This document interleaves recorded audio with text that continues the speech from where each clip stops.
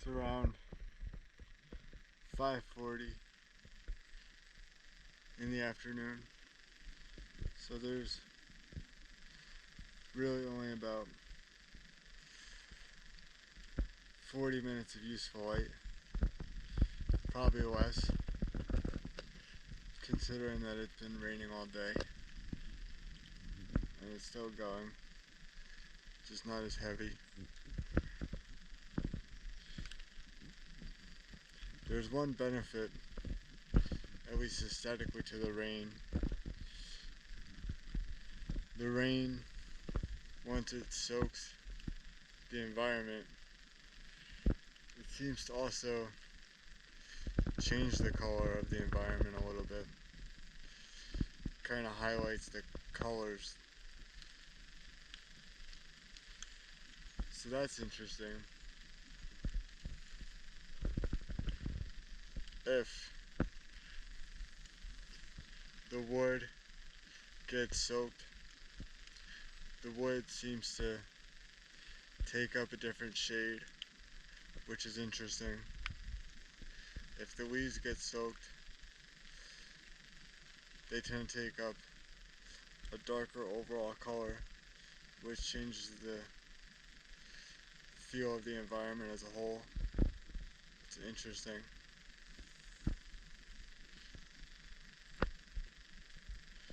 One thing I was thinking about today, as Donald Trump's world falls apart, is the idea that smart people can more accurately tell you what the future holds relative to a dumber person. If a smart person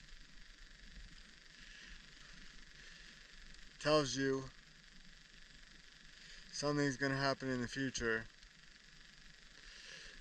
then they're more likely to be correct than what you would term a dumb person.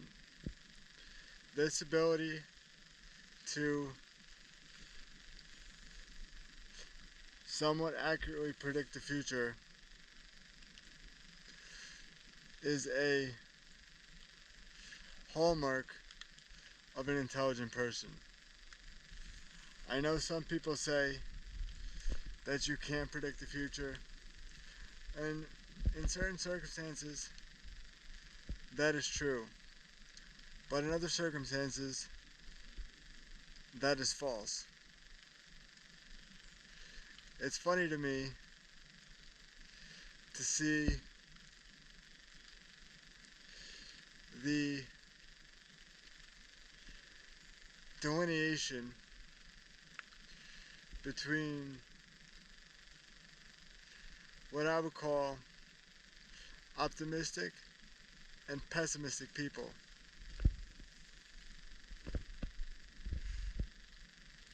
A nut just fell from the tree there. I found that pessimistic people have a more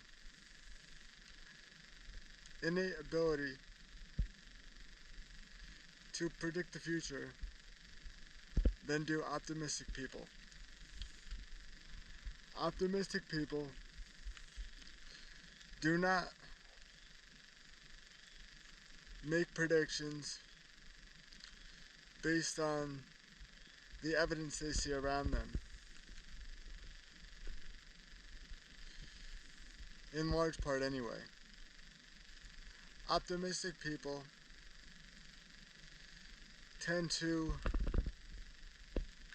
let their beliefs about how something should turn out cloud what is actually in front of their eyes. This is sad, but this is just what I would argue is an error in the human mind.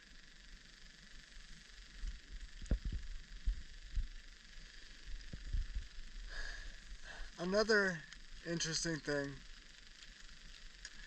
to think about, if you do grant me that a signal of intelligence is the ability to predict the future accurately, then it is also interesting to consider this. Smart people are in a position to be much more curious about the world than dumber people. I don't think this is debatable.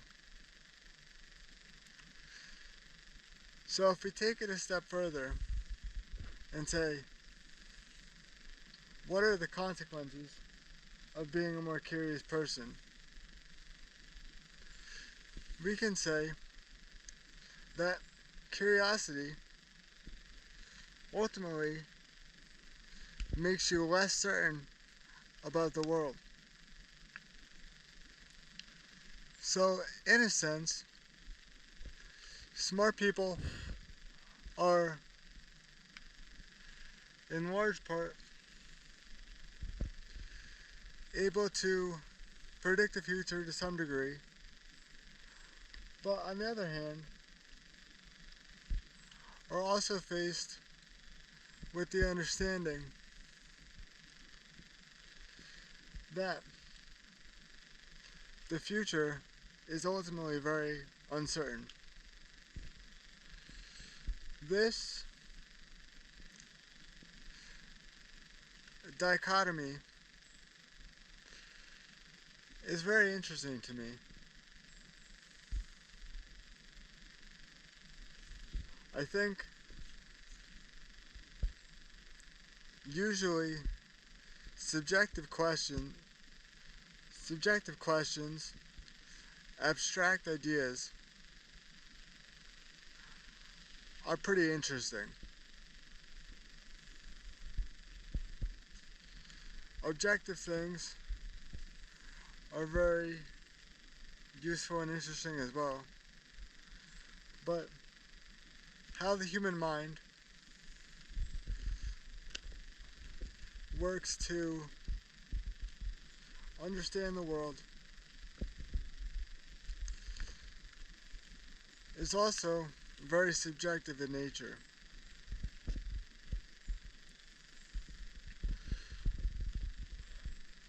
There's an argument that can be made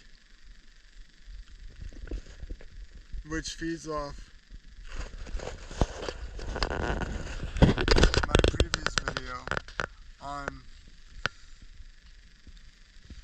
moral relativism,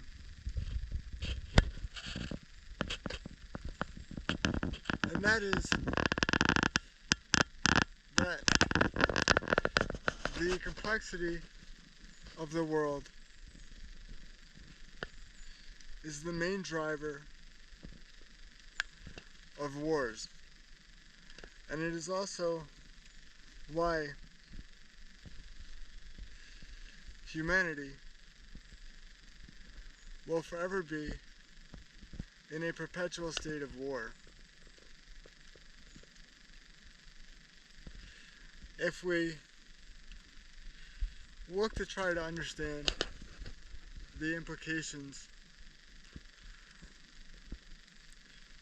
or the reasons behind all the complexity of social structures and economic structures and political structures that we see around the world,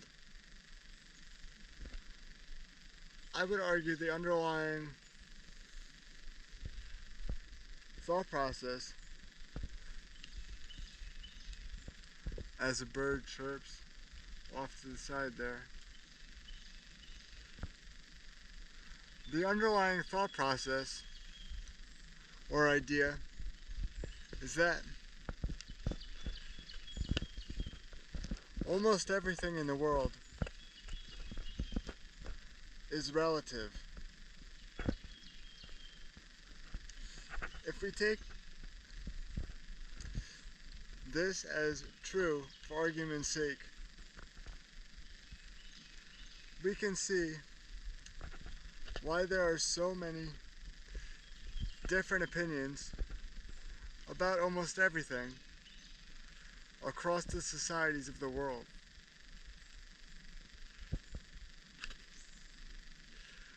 If people from different societies cannot even agree on what a justified belief is or what knowledge is, then how can the world have any semblance of a coherent morality? I would argue that it really can't. And that is why there's so much hostility in the world. If one society believes in something, let's say a hypothetical God, and we ask why they believe in this God, and they say, because the Word of God is in the sacred book, and the Word of God is absolute and 100% true, then that society is going to have a difficulty interacting with another society that doesn't believe in such a sacred text.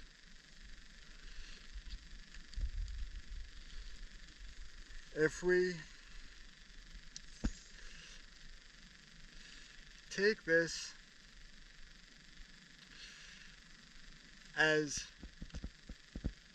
fact, which I believe does happen in the world, I believe that there are societies which are wholly driven, or mostly driven, by theological perspectives. Then there is no mystery as to why there is so much anger, frustration, and desperation throughout the world. I would argue that a theocratic society does not hold itself up to the same standards of intellectual rigor as does a more secularized society.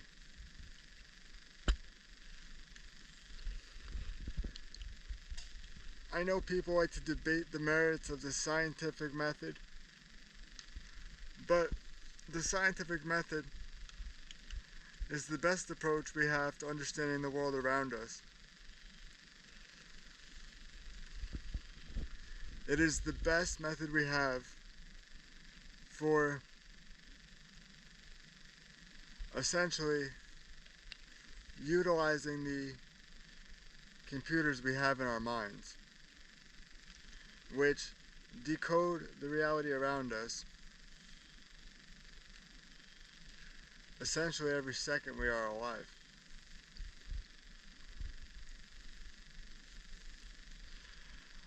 I think ultimately the reason that there are so many problems and also so much goodness in the world is because everything in the world is relative. I think it is really that simple. That's actually not a simple statement, but I think it boils down to that. I believe in moral relativism,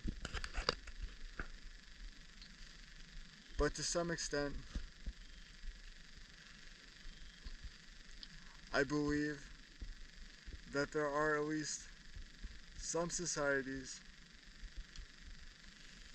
which hold beliefs about knowledge which are not in line or compatible with other societies. And for that reason, knowledge is also relative, which means I believe in epistemological relativism.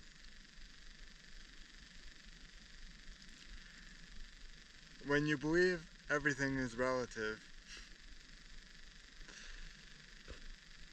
you understand why the world is so complicated. You don't need much more than that to understand it. It's basically taking the argument that physics uses, in that all you need are simple rules, and then you let the simulation run, and it can create the world that we see around us. I'm arguing that the same principle holds for relativism. If everything in the world that we see is relative, then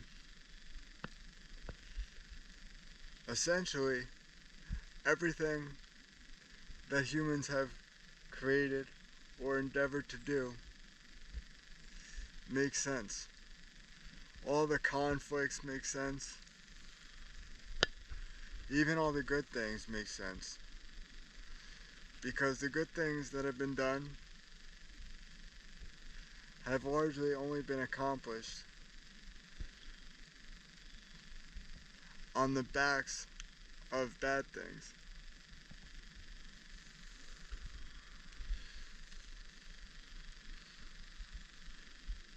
It seems that if someone were to make an argument for bad things happening in life, the argument would go something like this. Bad things allow good things to happen at a future time. I believe this is probably true. At least that's the track record of humanity. Some people say history repeats itself, and to a large degree, it probably does, just with better technology as time goes on. And the reason history repeats itself is because relativism is eternal.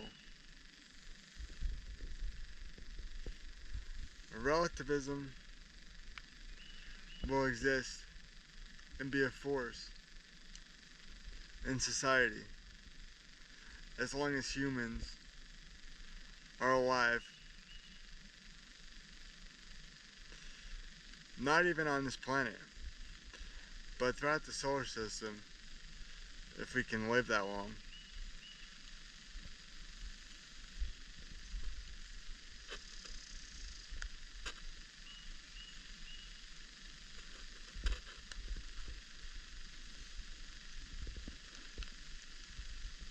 The more you read, or at least the more I read, I come to the understanding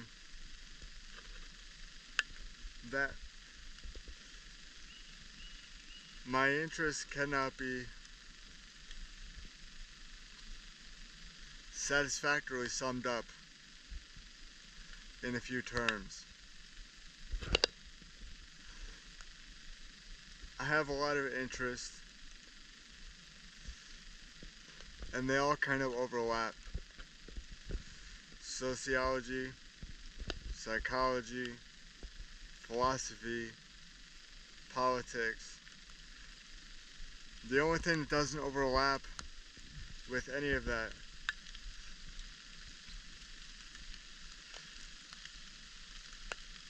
is my interest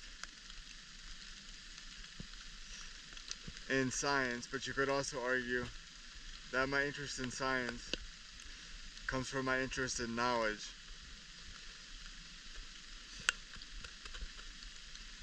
And everybody knows that that's part of the study of philosophy.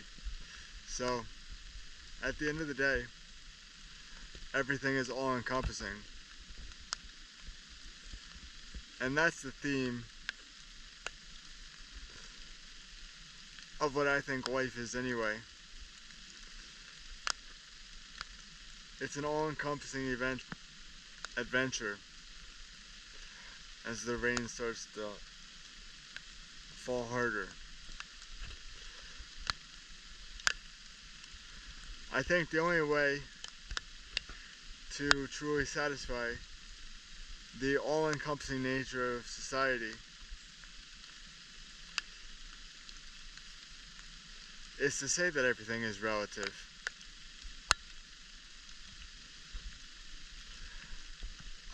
I do not care very much for making prescriptive claims about how societies should function in any capacity. I'm much more interested in making descriptive observations and falling back to my favorite saying, it is what it is. Just describe what you see around you, and you can't go wrong.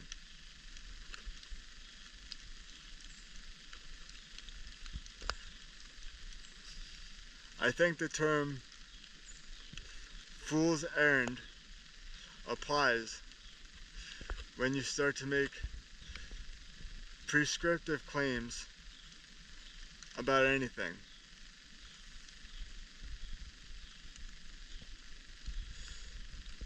Because I assure you, every prescriptive claim or argument can be knocked down.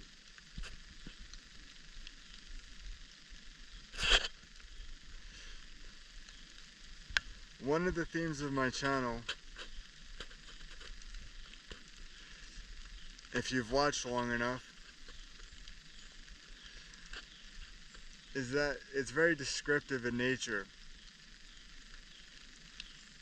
I describe what you're seeing. I detail it. And that's essentially all I do.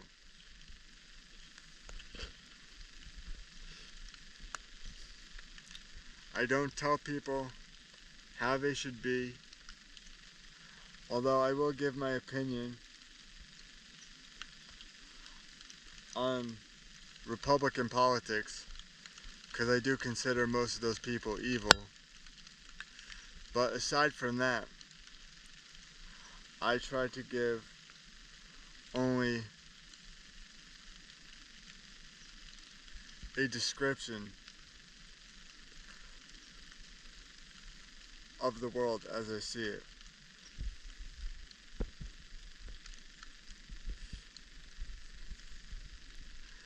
I hope the camera was able to pick up that audio, because I do think what I just said is pretty interesting and pretty valuable. So we'll have to see when I go to edit how well the audio is, But I wanted to do this outside because I think the rain adds an interesting element.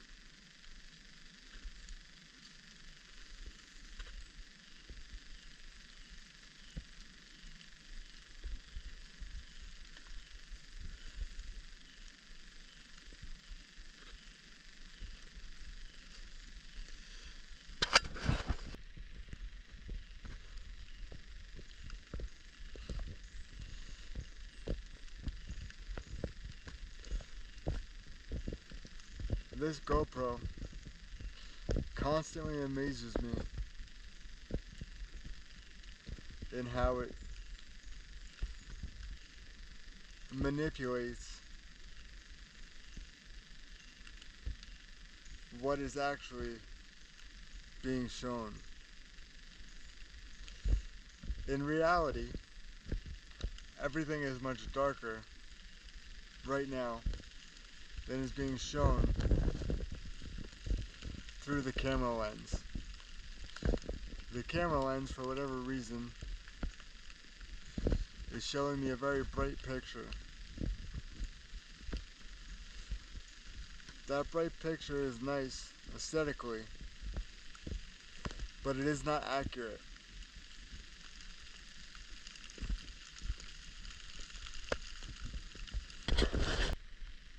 That allows me to more thoroughly describe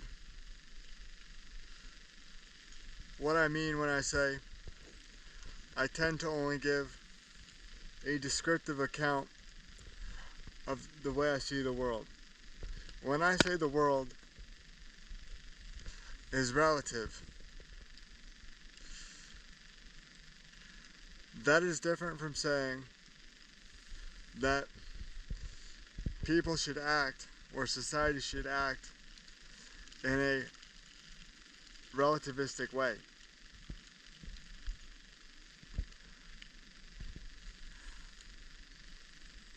To make that claim would require much thought, and I am unwilling to state a position on that. It is much easier to just say that I believe that the world, societies, cultures act in a relativistic way and leave it at that.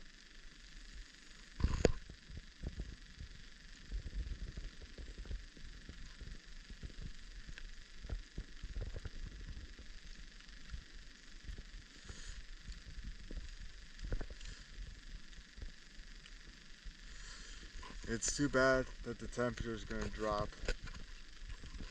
to a point where all the leaves will be gone shortly, and all you'll have are just bare, depressing trees. It's not even that cold yet, which is nice.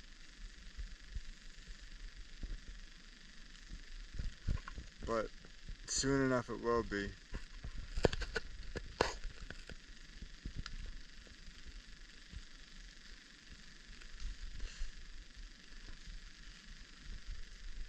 As a nut falls from the tree again.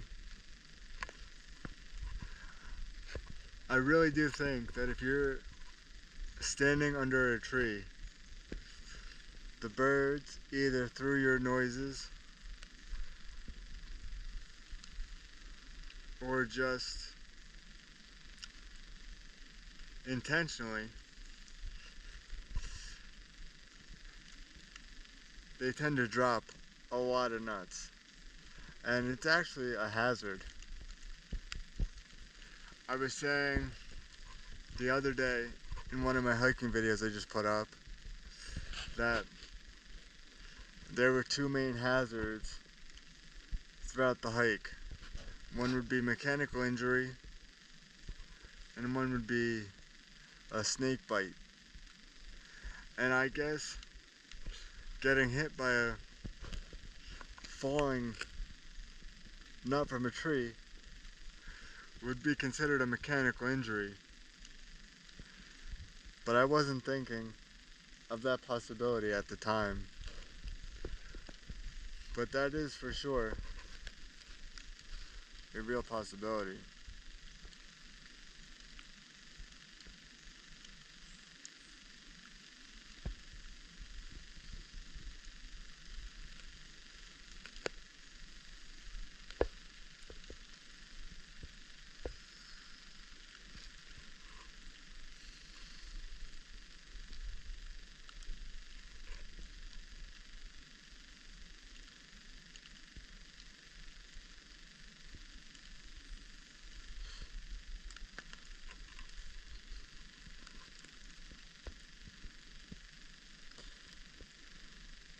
You can see that there's a lot less light now than there was when I first started.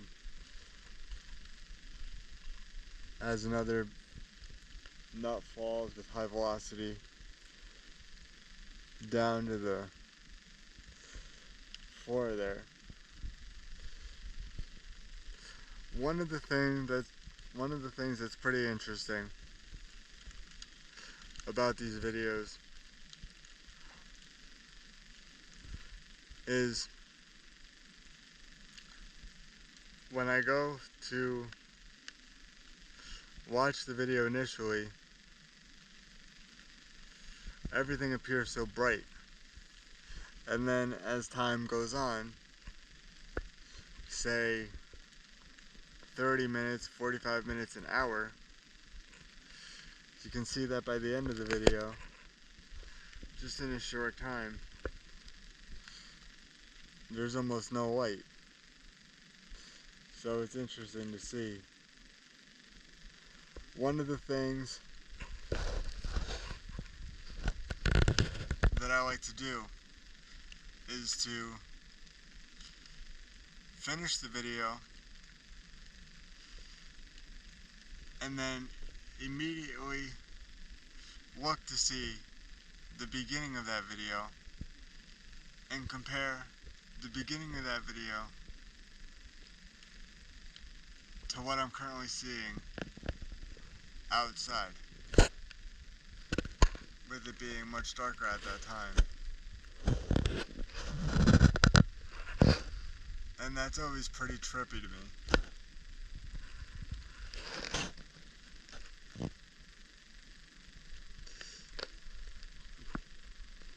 As a plane flies overhead, but you're not going to be able to see it.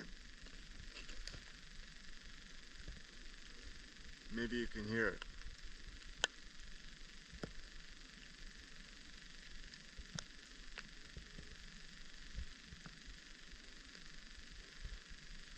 But it might be drowned out by the nearer sounds of rain droplets.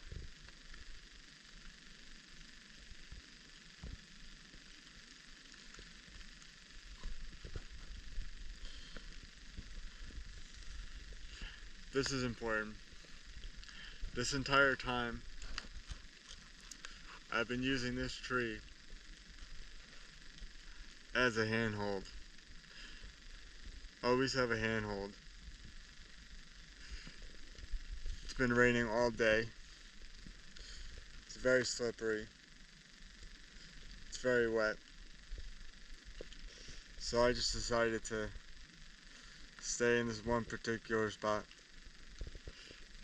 and talk about a cool subject for a while.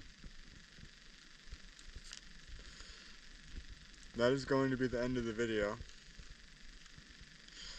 It was a nice talk.